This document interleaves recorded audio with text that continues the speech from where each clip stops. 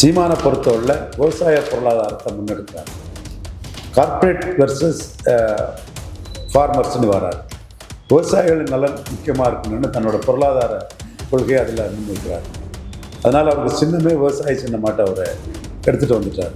Globalisation, லிபரலைசேஷனை பாஜகவும் ஆதரிக்கிறாங்க, காங்கிரஸும் ஆதரிக்கிறாங்க. So அதை ஒட்டி தான் அதிமுகவும் திமுகவும் நிற்கிறாப்புல. ஸோ இப்படி நிற்கும்போது இந்த விவசாயிகள் நலனுக்காக நிற்கக்கூடிய ஒரே தலைவராட்டு சீமான் தான் நிற்கிறார். ஸோ அந்த இடம் சீமானுங்கிறது சீமானுக்கு வந்து ஒரு பெரிய ப்ளஸ் தான். அந்த இடத்துக்குள்ள ஸோ இவர்களுக்காக சிந்திக்கக்கூடிய ஒரே தலைவராட்டு இன்னைக்கு சீமான் இருக்கக்கூடிய சூழலில் தான் எத்தகைய ஒரு நெருக்கடி வந்தாலும் இந்த மக்கள் வந்து சீமானை கெட்டியாக பிடிச்சிக்கிறாங்க. இந்த மக்கள் ஆதரவு சீமானுக்கு இருக்குது.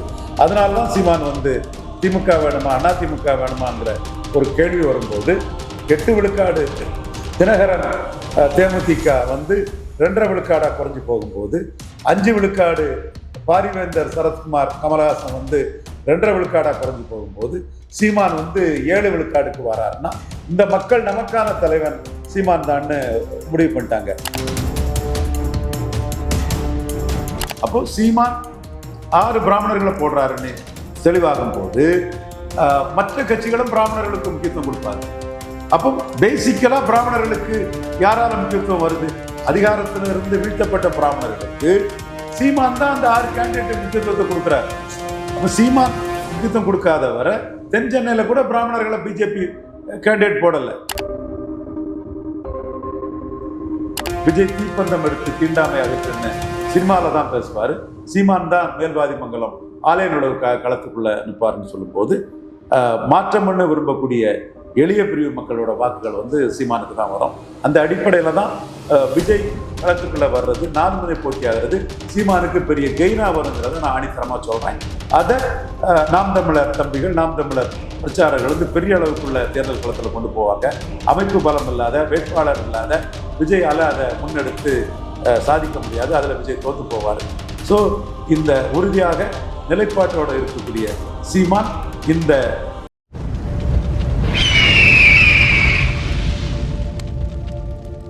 அரசியல் விரத நேயர்களுக்கு வணக்கம். இன்று நம்மோது என் சிறப்பு விருந்தினர் அரசியல் திறனாய்வாளர் திரு ரவீந்திரன் துரைசாமி அவர்கள். வணக்கம் சார். வணக்கம் தம்பி.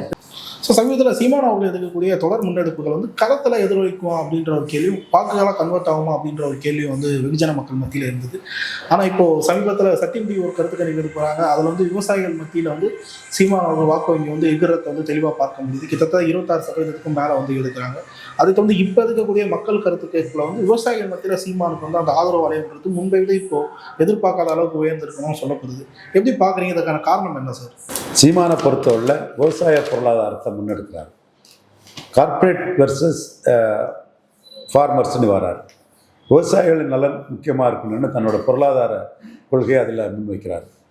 அதனால் அவருக்கு சின்னமே விவசாய சின்னமாட்ட அவரை எடுத்துகிட்டு வந்துட்டார்.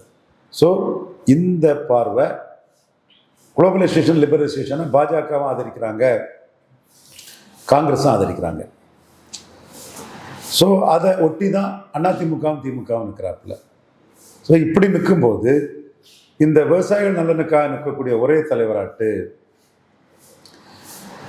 சீமான் தான் நிற்கிறார். ஸோ அந்த இடம் நம்ம சின்னத்தை வச்சு நமக்காக நிற்கிறாரு சீமான்கிறதும், விவசாய குடும்பத்தில் பிறந்து வந்தவருங்கிறதும், விவசாய வேலைகள், விவசாயிகளோட கஷ்டங்கள், துயரங்கள், பொதுவாக ஏழைகளின் கஷ்டத்தை தெரிஞ்சவர் சீமான். ப்ரோ பவர் இமேஜும் சீமானுக்கு வர்றது அது ஒரு முக்கிய காரணம். ப்ரோ பவருக்காக எளிய மக்களின் துயரங்களையும் கஷ்டங்களையும் உணர்ந்து வந்த ஒரு சீமானுங்கிறது சீமானுக்கு வந்து ஒரு பெரிய ப்ளஸ் தான். அந்த இடத்துக்குள்ள அதை விவசாயிகளோட துயரங்கள், விவசாயிகளோட வளர்ச்சி இது எப்படி இருக்கணுங்கிறதுக்காக அதற்கான திட்டங்கள் தீட்டுறது, அவர்கள் வாழ்வை உயர்த்துறது, அவர்களுக்கு வருமானத்தை உயர்த்துறது, இது பற்றியே சீமான் சிந்திக்கக்கூடிய சூழ்நிலையில் நமக்காக நம்ம வாழ்க்கையை உயர்வதற்கு சிந்திக்கிறாரு சீமானுங்கிறது வந்து அந்த மக்களுக்கு தெரியறனால தான் அவங்க வந்து சீமானுக்கு ஆதரவாட்டு ஒரு கருத்துக்களை சொல்கிறாரு. அது 26 வாக்கா மாறதுக்கும் ஒரு வாய்ப்புகள் இருக்குன்னு நான் கருதுறேன். காரணம், அந்த ப்ரோ போர் இமேஜ்லையும் கார்பரேட்டுக்கு எதிராட்டும் ஏழை மக்கள் நலனுக்கான விஷயத்தையும் சீமான் தான் பேசுகிறாரு. ஓங்கி அடிச்சிருவார். ஏன் மெட்ரோவுக்கு 10,000 கோடி ஏன் போடுறான்ட்டுருவார், மெட்ரோவில் ஏன் மக்களாக ட்ராவல் பண்ணுறான்னு கேட்டுருவார். அப்போ நான் வந்தேன்னா மெட்ரோவுக்கு கொட்டி பணத்தை குவிக்கிறத விட ஒரு ஏழை தானி ஆட்டோ ஓட்டுறக்க மகன் டாக்டர் ஆகிறதுக்கு அரசு மெடிக்கல் கல்லூரிகளை இது பண்ணுறதும் மெடிக்கல் இடங்களை உயர்த்துறதுக்கும் அதை பற்றி நான் சிந்திப்பேன். அந்த எளிய மக்களின் ஆஸ்பிரேஷனுக்கு இந்த பணத்தை நான் செலவழிப்பேன். அவங்களோட கல்வி தரத்தை உயர்த்த, அவங்களுடைய வாழ்க்கை தரத்தை உயர்த்த நான் செலவழிப்பேன். மெட்ரோங்கிறது எனக்கு முக்கியமானது இல்லைன்னு அவர் சொல்கிறாரு. ஃப்ளைட் எனக்கு முக்கியமானது இல்லைன்னு அவர் சொல்கிறாரு. ஸோ அவருடைய சிந்தனை, செயல், எண்ணம் எல்லாமே விவசாயிகள், ஏழை எளிய மக்கள்னு இருக்குது. ஸோ இவர்களுக்காக சிந்திக்கக்கூடிய ஒரே தலைவராட்டு இன்னைக்கு சீமான் இருக்கக்கூடிய சூழலில் தான் எத்தகைய ஒரு நெருக்கடி வந்தாலும் இந்த மக்கள் வந்து சீமானை கெட்டியாக பிடிச்சிக்கிறாங்க. இந்த மக்கள் ஆதரவு சீமானுக்கு இருக்குது. அதனால தான் சீமான் வந்து திமுக வேணுமா அதிமுக வேணுமாங்கிற ஒரு கேள்வி வரும்போது 8 விழுக்காடு தினகரன் தேமுதிக வந்து 2.5 விழுக்காடாக குறைஞ்சி போகும்போது 5 விழுக்காடு பாரிவேந்தர் சரத்குமார் கமலஹாசன் வந்து 2.5 விழுக்காடாக குறைஞ்சி போகும்போது சீமான் வந்து 7 விழுக்காடுக்கு வராருன்னா இந்த மக்கள் நமக்கான தலைவன் சீமான் தான்னு முடிவு பண்ணிட்டாங்க. கமலஹாசனுக்கு இணையான வாக்க சீமான் எடுக்கிறாருன்னா கமலஹாசன் தென்சென்னைக்கும் ஸ்ரீபெரும்புதூருக்கும் கோயம்புத்தூருக்கும் தலைவராக இருக்கலாம். தென்சென்னையிலும் ஸ்ரீபெரும்புதூர்லையும் கோயம்புத்தூர்லையும் தமிழகத்தை கிராமப்புறத்திலையும் இருக்கக்கூடிய இங்கே மைக்ரேட் ஆகியும் அங்கே வாழக்கூடிய ஏழை எளிய பரையர் தேவேந்திர குல வேளாளர், வண்ணார், நாவிதர், ஆசாரி போன்ற முக்குவர், பரதவர் போன்ற சமூகங்களுக்கு வந்து சீமான் தான் தலைவருங்கிறது உறுதிப்படுது. இந்த பெருவாரியான சமூக மக்களுங்கிறவங்க விவசாய பெருங்குடி மக்கள். ஸோ விவசாய பெருங்குடி மக்களுக்கும் விவசாய கூலிகளுக்கும் வந்து நமக்காக சிந்திக்கக்கூடியவன், நம்ம நலனுக்காக பார்க்கக்கூடியவன் சீமான் தாண்டி வரும்போது நகர்ப்புற மக்களை விட சீமானுக்கு வந்து கிராமப்புற மக்கள் மத்தியில் ஒரு செல்வாக்கு வளையம் கூடுது. கமலஹாசன் சீமானும் 2019 ஈக்குவல் ஓட்டு எடுத்தாலும் கூட கமலஹாசனுக்கு விழுந்த ஓட்டு நகர்ப்புறத்தில் விழுந்த ஓட்டு, சீமானுக்கு விழுந்த ஓட்டு கிராமப்புறத்தில் விழுந்த ஓட்டு, கமலஹாசனுக்கு விழுந்த ஓட்டு ஸ்டேட் ஹெட் குவார்டர்ஸ்ல விழுந்த ஓட்டு, சீமானுக்கு விழுந்த ஓட்டு நகரத்துக்கு வெளியே இருக்கக்கூடிய விவசாய பெருங்குடி மக்கள் போட்ட ஓட்டு. ஸோ சீமான் விவசாயிகளின் நலனை பேணி பாதுகாக்கக்கூடிய ஒரு தலைவர்ங்கிறது அந்த மக்களுக்கு ரீச் ஆயிடுச்சு. மேலும் இது நாம் தமிழர் தம்பிகளை இதை ரீச் பண்ணும்போது இதோட வால்யூமும் வீரியமும் பெருசா இருக்கும். சீமானுக்கு வாக்கு சதவீதம் இந்த முறையும் பெரிய அளவில் கூடும். மக்களவையிலே 8 எடுத்துட்டவரும் சட்டமன்றத்தில் சீமானுக்கான எலெக்ஷன், சீமான் முதல்வர்னு சொல்லக்கூடிய எலெக்ஷன், அது இன்னும் மேலும் கூடும் நான் உறுதியாக நம்புறேன். அதோட வெளிப்பாடு தான் சில கருத்து கணிப்புகள் சொல்லுது. கருத்து கணிப்புக்கே நான் முக்கியத்துவம் கொடுத்து பேசக்கூடியவன் இல்லைங்கிறதையும் இந்த இடத்துல பதிவு செய்ய கடமைப்பட்டிருக்கேன். குறிப்பா சார், விஜய் அவர்கள் வருகைக்கு பின் வந்து சீமானோட வீக் ஆயுதம் சொல்லி ஒரு நேரத்தில் செட் பண்ணிட்டே வந்தாலும் இப்போதைக்கு அன்டெஸ்டட் நாட் ப்ரோனா இருக்கக்கூடிய விஜயால ஓட்ஸை வந்து டிரான்ஸ்ஃபர் பண்ண முடியும்னு நினைக்கிறீங்களா? விஜயால வாக்கை நிரூபிக்க முடியும். புரியுது. விஜயகாந்த் நிரூபிச்ச மாதிரி, கமலஹாசன் நிரூபிச்ச மாதிரி, பவன் கல்யாண் மாதிரி நிரூபிக்க முடியாது. அட்டுத்தனமா, முட்டாள்தனமா, ரங்கராஜ் பாண்டே நிரூபிக்காதவங்களுக்கு எல்லாம் ஓட்டு இருக்குங்கிறத திருநாக்கரசன் மண்டையில அடிச்சு தகர்த்துட்டாரு. எல்லாத்தையும் ஜோதிமணி அட்டை தகர்த்துட்டாரு, இவர் மாணிக் அட்டை தகர்த்துட்டாரு. நிரூபிக்கப்படாதவருக்கு கையில வராத ஓட்டை ஒருத்தர் டிரான்ஸ்ஃபர் பண்ண முடியாது. இதை தெளிவா திருநாக்கரசன் ஆடி பிச்சு எரிஞ்சிட்டாரு. தமிழிசை அம்மையார் எத்தனை பேர் எப்ப அவன் கையில வந்தா தானே ஓட்டை டிரான்ஸ்ஃபர் பண்ண முடியும். இது சிவாஜி கணேசன் ஜானகி அம்மையார்கிட்ட 50 சீட்டு வாங்கிட்டு நின்னாப்புல, ஓட்டு டிரான்ஸ்ஃபர் ஆகல. சிவாஜி வெளியேறின பிறகும் காங்கிரஸுக்கு ஓட்டு 2.5 விழுக்காடு கூடிட்டு, சிவாஜி வெளியேறின பிறகும் திமுக 38 விழுக்காடு ஓட்டு எடுத்துட்டான். அப்போ சிவாஜிக்கு எங்க இருந்து ஓட்டு வந்து? அதிமுக ஓட்டு தான் சிவாஜிக்கு வந்திருக்கு. எப்போ எடப்பாடி விஜய்க்கு சீட்டு கொடுத்தா அவருக்கு ஓட்டை தான் விஜய் கையில கொடுக்கணும். எடப்பாடி விஜய்க்கு சீட்டு கொடுத்தா அவருக்கு ஓட்டை தான் விஜய் கையில கொடுக்கணும். அவர் தான் வளர்த்து வேணும்ன்றீங்க? ஆமா, அவருக்கு ஓட்டை கொடுத்து தான் விஜய்க்கு. விஜய் 2024 39 கேண்டிடேட் போட்டு ஒரு வாக்கை நிரூபிச்சிருந்தாருன்னா அந்த வாக்கை டிரான்ஸ்ஃபர் பண்ணணும். அட்டு தனமா பேசினவங்களுக்கெல்லாம் ஜானாரிகசாமி இவரு ஆதவர்ஜுனாவுக்கு அந்த ஃப்ராடு கருத்துருவாக்கத்தை நம்பி பேசின அரசியல் தலைவர்களுக்கெல்லாம் திருநாக்கரசனை அடிச்சு தகர்த்து பின்னி எடுத்துட்டார். முடியாதுங்க. நீங்க அல்லு அர்ஜுன் அவரு ஜெகனுக்கு ஓட்டை டிரான்ஸ்ஃபர் பண்ணாரா? இல்ல. சுதாகர் ரெட்டி காங்கிரஸ் பிஜேபி அப்சர்வர், பவன் நிரூபிச்சாரு, டிரான்ஸ்ஃபர் பண்ணாரு. பவனோட பெரிய ஸ்டாரு இவரு அல்லு அர்ஜுன் அவரால் டிரான்ஸ்ஃபர் பண்ண முடியல. சரி விஜயே எடுத்துக்கிடுங்க. அவர் வந்து ஐயா ஐயா ரங்கராஜ் பாண்டே, சாணக்கியா ரங்கராஜ் பாண்டே உங்களுக்கு தான் ஐயா சாணக்கியாவில் இதுக்கு ஏதாவது முடிஞ்சா பதில் சொல்லியா. விஜய் வந்து தலைவா படத்தை ஜெயலலிதா அம்மையார் அடிச்சுட்டாங்கன்னு கோவப்பட்டார். அது தப்பு தான், அந்த அம்மையார் பண்ணது தப்பு தான், அநீதி தான், விஜய்க்கு அநீதி இழைக்கப்பட்டது, நான் மறுக்க வரல. அவர் அந்த கோபத்தில் மோடியை போய் கோயம்புத்தூர்ல பார்க்குறாரு. அப்போ வைகோக்கெல்லாம் ஒர்க் பண்ண சிப்பிரா பாறை ரவிச்சந்திரன் அவர் ரசிகர்கள் அனுப்பி வைக்கிறாரு. என்ன ஆச்சு? ஜெயலலிதாவுக்கு 6 விழுக்காடு ஓட்டு கூடிட்டு ஜெயலலிதா 39க்கு 37 ஜெயித்துட்டாங்க. அப்போ விஜய் வெற்றி வேட்டி செல்லாத நோட்டுன்னு ஜெயலலிதா நிரூபிச்சுட்டாங்க. அதுக்கு பிறகு ஜெயலலிதா சாகிறது வரை விஜய் அரசியல் பேசல. ஜெயலலிதா சாகிறது வரை விஜய் அரசியல் பேசல. அப்ப இன்னைக்கு மாற்றம் பண்ணு விஜய வாக்களிக்கலான்னு கூட ஒரு வாக்காளர்கள் உருவாகிருப்பாங்க. இஷ்யூஸ் எல்லாம் வரும்போது அது குறையும், எவாபரேட் ஆகும், அது வேற விஷயம். பொதுவான பார்வையில விஜய் மாற்றத்துக்கான ஒரு தலைவர்னு கூட விஜய நினைச்சிருக்கலாம். அப்ப மாற்றத்துக்கான தலைவர்னு விஜய நினைச்சு விஜய்க்கு வாக்களிக்க நினைக்கக்கூடியவங்க விஜய் எடப்பாடி ஆதரிச்சா எப்படி ரங்கராஜ் பாண்டே போடுவான்? அவருக்கும் சுயமரியாதை இருக்குது. வியாபாரி இல்லாம கண்ணை மூடிட்டு போட வியாபாரி இல்ல ரங்கராஜ் பாண்டே. ரங்கராஜ் பாண்டே சாணக்கியாவில் இதை அனலைஸ் பண்ணி எழுதுங்க. ரங்கராஜ் பாண்டே அவன் என்ன வியாபாரியா? அவன் அரசியல் வியாபாரியா? அவனுக்கும் உணர்வு இருக்கு. அவன் மாற்றம்னு விஜய விரும்புறான். அது ஓட்டானாதான் அவனுக்கு எவ்வளவு வருதுன்னு சொல்ல முடியும். கமலஹாசனை மாற்றம்னு விரும்பினான். ஆனா நீங்க விஜயகாந்த மாற்றம்னு விரும்பினான். ஆனா விஜயகாந்த் மேல பற்றுதல்ல ஓட்ட போட்டுட்டான். விஜயகாந்த் மேல பற்றுதல்ல 8, 10 போட்டுட்டான். போட்ட ஓட்ட ஜெயலலிதாவுக்கு திரும்பினான். நீ மாற்ற நீ விரும்புறவன் விஜய்க்கு ஓட்டே போடலையே ரங்கராஜ் பாண்டே. இவ்வளவுக்குள்ள அறிவு கட்டத்தனமா என்ன வன்மம், என்ன காழ்ப்புணர்ச்சி பிகாரி பாண்டே. திருநாக்கரசன் உங்க மண்டையில அடிச்சு தகர்த்துட்டாரு. உங்களை மாதிரி நிறைய அட்டுகள் இழுக்க மண்டையில அடிச்சு தகர்த்துட்டாரு. நீ பலத்தை நிரூபிச்சா டிரான்ஸ்பர் பண்ணலாம். நீ நிரூபிச்சா பலத்தை டிரான்ஸ்பர் பண்ணலாம். விஜயகாந்த் நிரூபிச்சாரு, டிரான்ஸ்பர் பண்ணாரு. பவன் கல்யாண் நிரூபிச்சாரு, டிரான்ஸ்பர் பண்ணாரு. அல்லு அர்ஜுன் நிரூபிக்கல, டிரான்ஸ்பர் பண்ண முடியல. சிவாஜி நிரூபிக்கல, டிரான்ஸ்பர் பண்ண முடியல. இதுதான் இதுல உள்ள தாற்பயம். இதுல ராதிகா ஜெயலலிதாவோட பெரிய கூட்டம் வந்தது 89ல. ராதிகாவால கலைஞருக்கு ஓட்டுன்னு டிரான்ஸ்பர் பண்ண முடிஞ்சதா? இல்ல. Untested not proved. ராதிகா ஒரு க்ரோட் புல்லர். கேடட்ஸை வைப்ரண்ட் ஆக்கி விட்டாங்க. வெற்றி கூட்டணியில 38 விழுக்காடு பலம் கொண்ட கூட்டணியில பிரச்சாரம் பண்ணி 38 விழுக்காடு ஓட்டை மெயின்டைன் பண்ணாங்க. வடிவேலு என்ன பண்ண முடிஞ்சது? ஒண்ணும் பண்ண முடியல. என்ன பெரிய கூட்டம் வந்தது. பாக்கியராஜ் ஜெயித்தது. இதே ஓட்டை தான் திமுக, அதிமுக, காங்கிரஸ் கூட்டணி 77 எடுத்துட்டானே. சாவு நோவில் அந்த ஓட்டை எடுக்கல, என்ன பெரிய விஷயம். எம்ஜிஆருக்கே வராத கூட்டம் பாக்கியராஜுக்கு வந்து தூத்துக்குடியில எல்லாம். எந்த நடிகருக்கும் வராத கூட்டம் பாக்கியராஜுக்கு வந்தது. அதிமுக காங்கிரஸ் சேர்ந்தாலே அந்த ஓட்டு வருமே. அதைத்தான் திருநாக்கரசன் விவரமானவர், அறிவுள்ளவர், அறகுறை இல்லை. ரங்கராஜ் பாண்டே போன்ற அறகுறைகளுக்கு திருநாக்கரசனுக்கு அறிவு ஆற்றல் இல்லை. அரசியல் கடத்துல உள்ள அறகுறைகள் இவங்க ஜோதிமணி, மாணிக் தாகூர், டாக்டர் தமிழிசை போன்றவங்களுக்கு அறகுறையா இருக்காங்க. திருநாக்கரசன் விவரமா இருக்கிறாரு.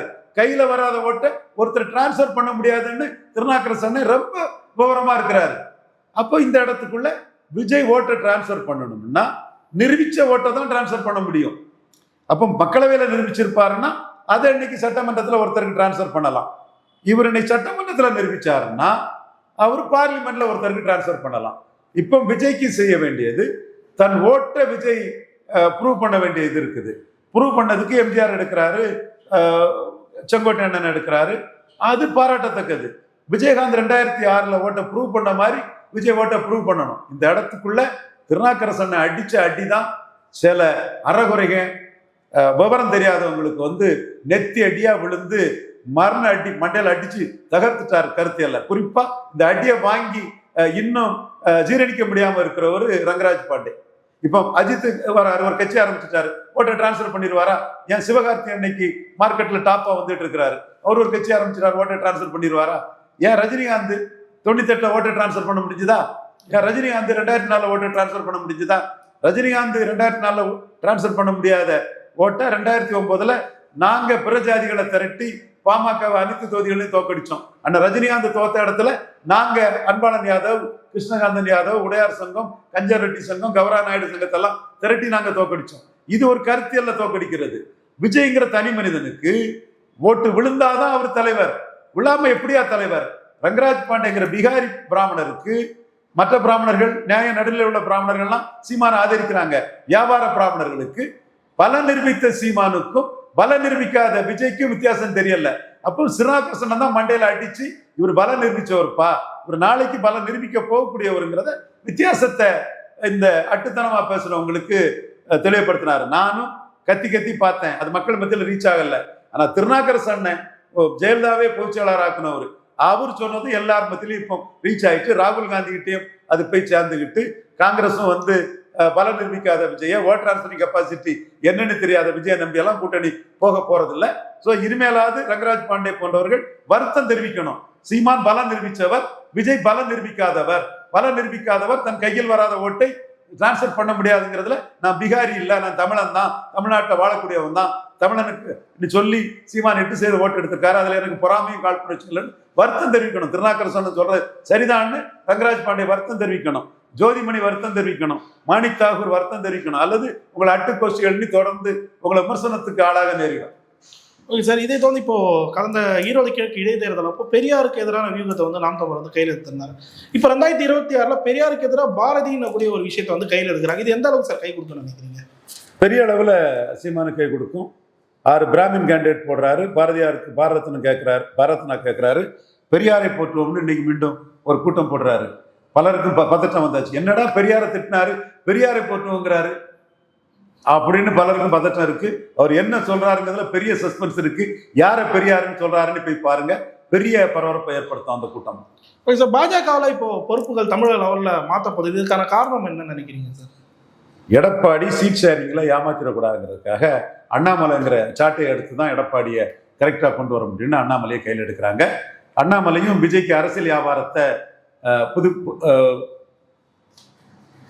புதுச்சேரியில் எக்ஸ்போஸ் பண்ணிட்டாரு.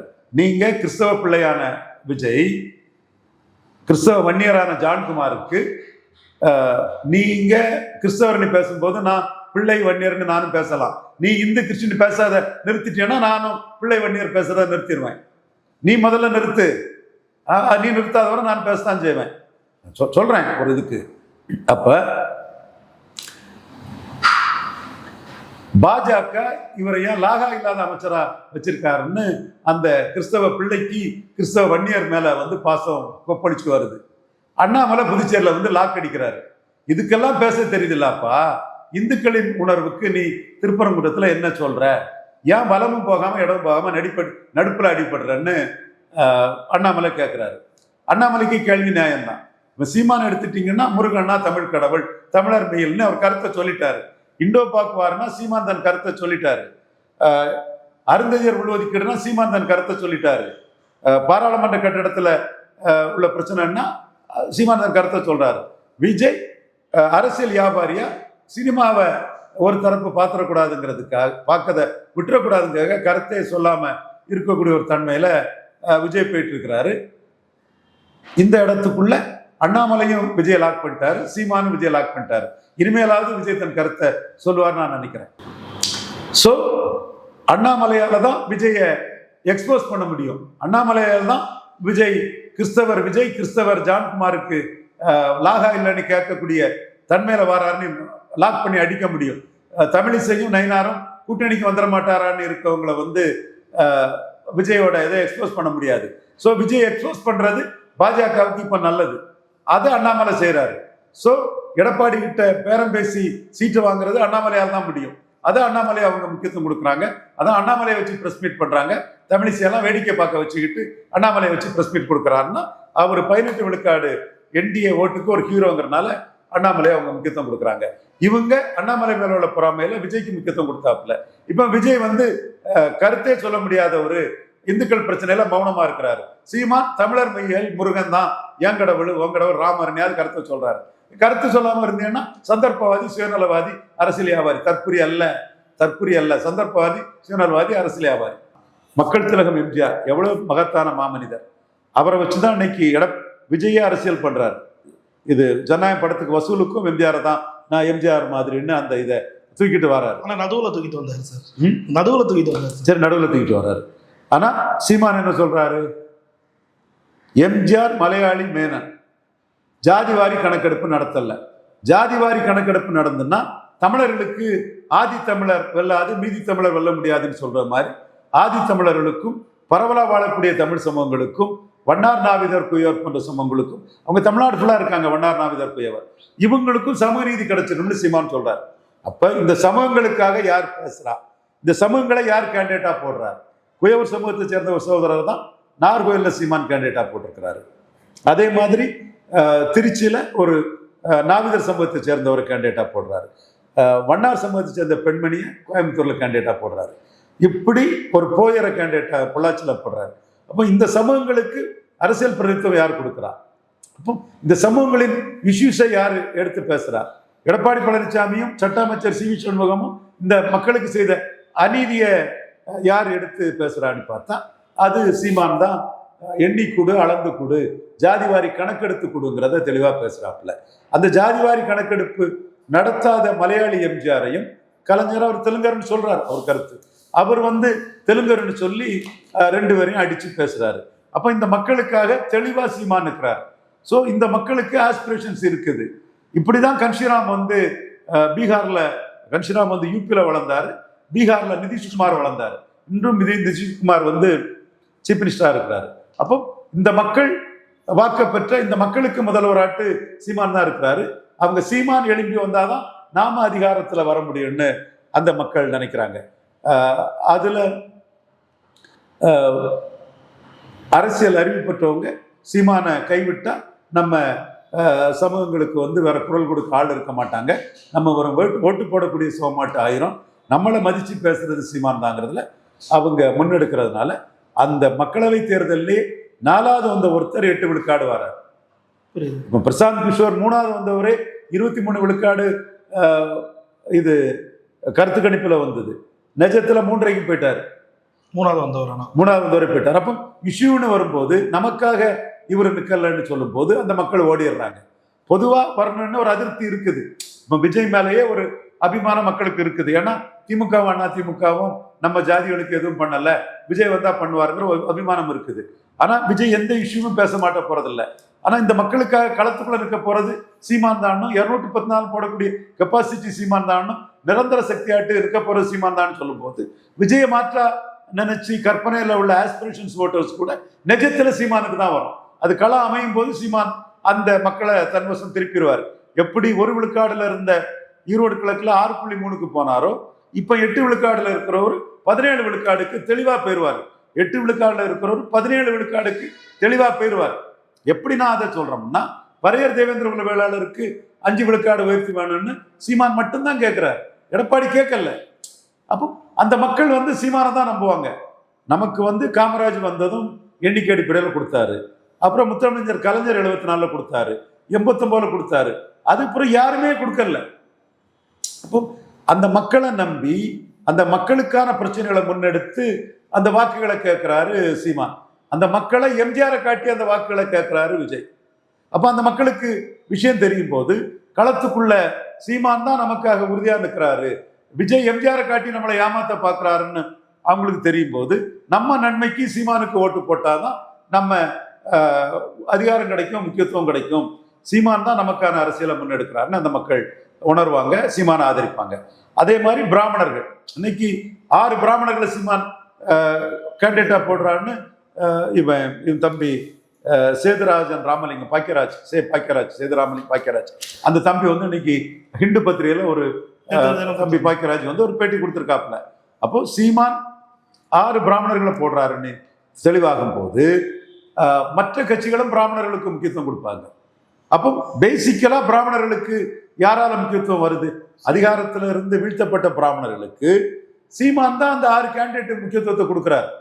அப்ப சீமான் முக்கியத்துவம் கொடுக்காதவரை தென் சென்னையில கூட பிராமணர்களை பிஜேபி கேண்டிடேட் போடல. பாரதியாருக்கு பாரதத்தினாவை பிஜேபி கூட கேட்கல, சீமான் தான் கேட்கிறாருன்னு எத்தனையோ பிராமண சகோதரர்கள், ஆதன் விஜய் அஸ்ட்ராலஜர், அவர் புதியகத்திலே அந்த தம்பி பண்றாரு.